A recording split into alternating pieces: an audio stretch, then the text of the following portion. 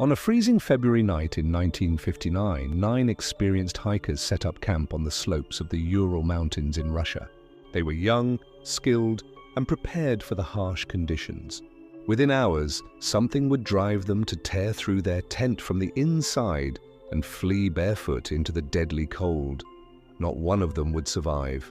What happened on Dead Mountain remains one of history's most terrifying unsolved mysteries. The group, led by Igor Dyatlov, was attempting to reach a Torten mountain, a challenging route reserved for expert climbers.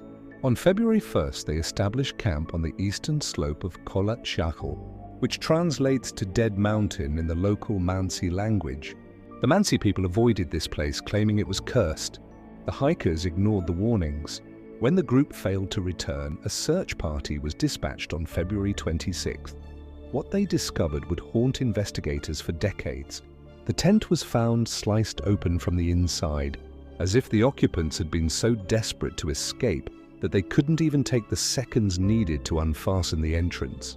Footprints in the snow showed the hikers had fled in various states of undress, some wearing only socks, others completely barefoot, into negative 40-degree temperatures. The first 2 bodies were found beneath a cedar tree, nearly a mile from the tent. They were barefoot and dressed only in underwear. Between the tent and the tree, searchers found 3 more bodies, including Dyatlov himself, frozen in positions suggesting they had been trying to crawl back to the tent. All 5 appeared to have died from hypothermia, but the autopsies revealed something disturbing. Their injuries were inconsistent with a simple case of exposure. One victim had a fractured skull, another had broken ribs. The force required to cause such injuries was compared to that of a high-speed car crash, yet there were no external wounds. It was as if they had been crushed by an invisible force. But the real horror was still buried under 12 feet of snow. It would be another 2 months before searchers found the remaining 4 bodies in a ravine. What had been done to them defied explanation and would give birth to theories ranging from secret military tests to something far more sinister. The mystery of what drove 9 people to choose certain death over staying in their tent was only beginning to unravel. When the final 4 bodies were discovered in May 1959, buried in a ravine beneath 12 feet of snow, the investigation took a sinister turn. These victims hadn't simply frozen to death like the others. Their injuries were catastrophic and unexplainable. Lyudmila Dubinina was found with her tongue, eyes, and part of her lips completely missing. The tissue hadn't been cut. It had been removed with such precision that investigators couldn't determine how. Alexander Zolotaryov and Alexander Kolevatov had severe chest fractures with ribs broken inward, as though crushed by enormous pressure.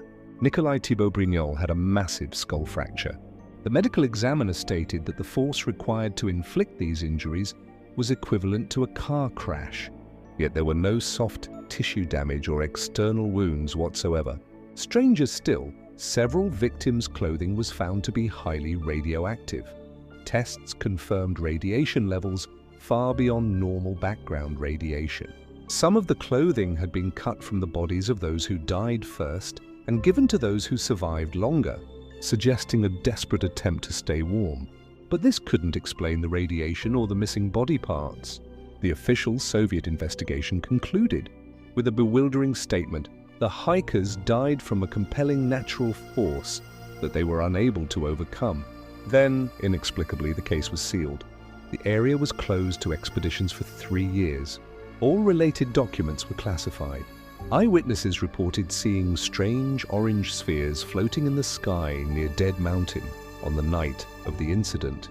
A group camping 30 miles away reported the same phenomenon.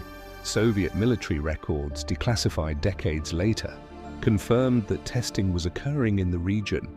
But the nature of these tests remains classified even today. For 60 years, theories have ranged from avalanche to infrasound-induced panic to military involvement to extraterrestrial encounter.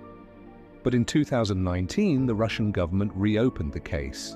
After reviewing all evidence with modern technology, they issued their official conclusion: an avalanche caused by the hikers' tent placement created a delayed collapse that triggered their panicked escape. But this explanation crumbles under scrutiny. An avalanche doesn't explain the radiation. It doesn't explain the removal of a tongue and eyes with surgical precision. It doesn't explain internal injuries without external trauma. It does not explain why experienced climbers would choose to flee into deadly cold rather than re-enter their tent. And it doesn't explain why the Soviet Union immediately classified everything and closed the area. Here's the terrifying secret investigators discovered but never publicly revealed. Lyudmila Dubinina's missing tongue was removed after death. The condition of the tissue indicated it was removed while she was still alive. Whatever the hikers encountered on Dead Mountain, it didn't kill them quickly. It terrorized them first, driving them into the frozen wasteland where they died slowly, one by one, knowing something was hunting them in the darkness. The Dyatlov Pass incident remains officially unsolved. Thanks for watching Whisper of Dark.